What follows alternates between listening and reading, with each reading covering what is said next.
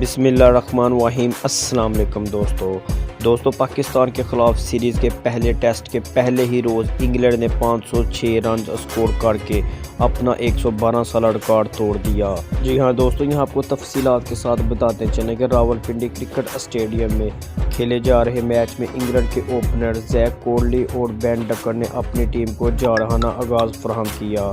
دونوں نے پہلی وکٹ کی شراکت میں 233 رن اسکور کیے۔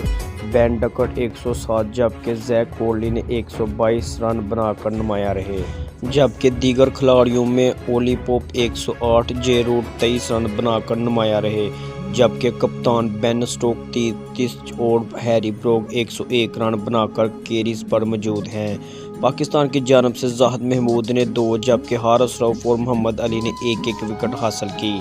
قبل ازیں انگلش ٹیم کے کپتان بین سٹوک نے ٹاس جیت کر پہلے بیٹنگ کرنے کا فیصلہ کیا۔ ان کا کہنا تھا کہ کوشش ہوگی پہلی ابتدا میں بہتر کھیل کا مظاہرہ کر کے پاکستان کو انڈر پریشر میں لائیں۔